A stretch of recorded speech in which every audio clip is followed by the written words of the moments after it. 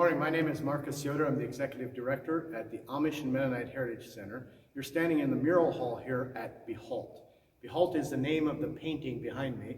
It is a mural, 10 feet high, 265 feet in length. It is one of 4 active murals in the United States. It has the distinction, though, of being the only one in the United States painted by one person. Our painter was a man named Heinz Gagel, a German-born immigrant who was forcibly drafted by Hitler's army and was wounded at the Battle of the Bulge, and after the war moved to Canada and dedicated his life to bringing peace to the world. And so the painting, as you see, begins with Jesus. And the Amish and Mennonite faith is a historic Christian faith built on the life and death and resurrection of Jesus. But it very quickly moves into the early church.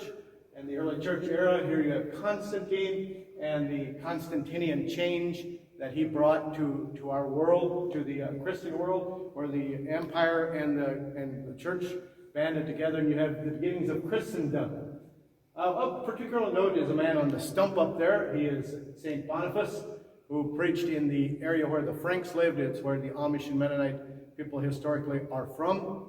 And in the 750s, many of them began to follow the Catholic Church, the Roman Church at that time. There was always dissent against the established church. There's Peter Waldo, Jan Hus, and William Tyndale. Interestingly enough, Tyndale died a natural death. He translated the Bible into English, the Great Bible, and it's the roots of Shakespearean English and the King James Bible later, but he died a natural death. 20 years after his death, the church exhumed his body, put his bones on trial, and burned him at the stake. And I always grin at that and think, poor John didn't care. Here you have the beginnings of the Protestant Reformation. Martin Luther, Ulrich Zwingli reacting to the Roman Church. But then here you have at the heart of what we do here is the beginnings of what we know as the Anabaptist Church. Now, Anabaptist is not anti-Baptist. It is ana, which means re or again in Greek. And so they're rebaptizers. They're known as rebaptizers or Wiedertäufer in German. And these men and women agreed that the church should be separate from the state, and that should be represented by adults being baptized. If we move on further, that immediately led to there being pushback against them, because in that world, they couldn't conceive of a world where the church and state were separate. In some ways, the Anabaptists were hundreds of years ahead of their time in calling for the separation of church and state, but it led to persecution. And so you go into this period of intense persecution. And Heinz, our painter, did really well. If you notice the background colors where they're reds and purples and the violent colors, those are times of persecution. And the more yellow-green are times of peace. Now, in 1535, a group of Anabaptists actually smuggled some songs out of prison. Those songs are still in use by the Amish today. Keep it in a little hymnal called the Osbund. The Osbund is the oldest continually used hymnal outside of the Catholic Church in Christian history. It also has the Loblied, which is probably the song that has been sung by more voices over the time of history than there ever was. Then you have also the Hutterites who developed during this time, and particularly in farming-related things. Hutterites are interesting.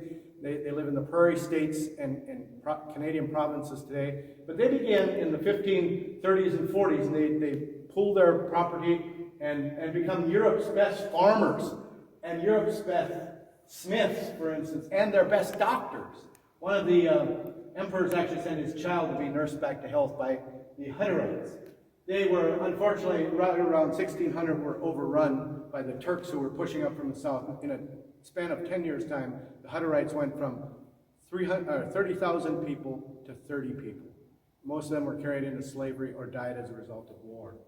One portion of the painting that the painter said, you tell the story whichever way you wish, except for the story of Dirk Willems. He's a man who is helping the other man out of the ice. Dirk was imprisoned for his faith, and in 1569, and he escaped prison. He was seen escaping, and he ran across the canal with thin ice. The canal held for him, but it did not hold for his captor, and his pursuer fell through the ice. And Dirk heard that, turned around, and helped his pursuer out of the ice. His pursuer wanted to let him go, but his colleagues on the other shore said no. And 2.5 weeks later, Dirk died for his faith, actually for turning around and helping. And when Heinz, our painter, read that story in the Martyr's Mirror, he said, that is truly what true Christianity is all about. Willing to give your life for your enemy rather than take life. So that is at the heart of the painting. We move into a time period, and of particular note are the Swiss Mennonites who are being forced up out of the highlands of Switzerland into the Rhine Valley. They're good farmers. They bring manure hauling and lime practices, using lime on the fields, into the Rhine Valley that's been devastated by 30 years of war. And they nurse the land back to health. They're known as very good farmers. And but they can't own land because they're Anabaptists. So as soon as the land is in better health, they're often kind of moved off the land. And in doing that, some of them heard about this strange place called Pennsylvania. Moved to the New World, where they established communities in Lancaster and Berks County, Pennsylvania. A few years later, moved on west, actually during the American Revolutionary War, moved on west to Somerset County, Pennsylvania, and then in a few years after that, in the early 1800s, to Holmes County, Ohio. And the first settler in Holmes County was a young man named Jonas Stutzman. Holmes County was not a county then yet, but he settled near the Walnut Creek, and his uncle had settled near the Sugar Creek. Moved on west in the 1830s and 40s. They moved on west to Indiana and Illinois, often to look for land for their children and their families and so on. In the 1860s, there was a division in the community here, and you have the church house Amish. The first church house was built near Walnut Creek, called Walnut Creek Amish Mennonite. And that at that point, the group who remained Amish became known as Old Order Amish.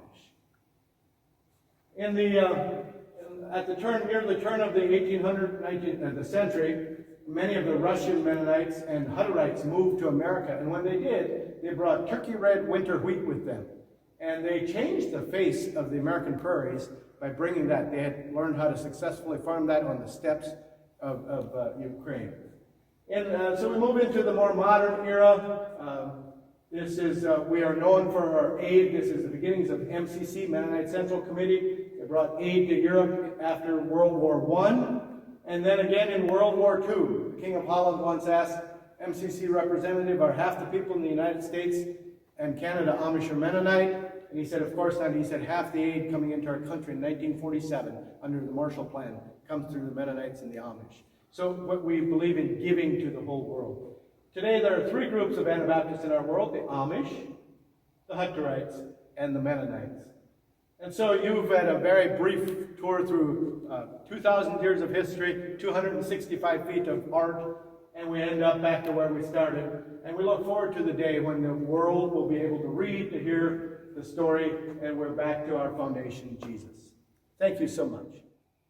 If you'd like to learn more about the Amish and Mennonite way of life, about our mural here, visit us at County Road 77 near Berlin, Ohio, but you can go to our website at behalt.com or the Amish and Mennonite Heritage Center.com.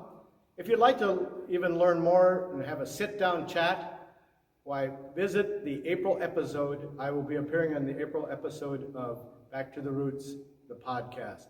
And I appreciate the opportunity to speak with Mike and his colleagues at Back to the Roots. They're a wonderful organization, and they fit well into our community and world.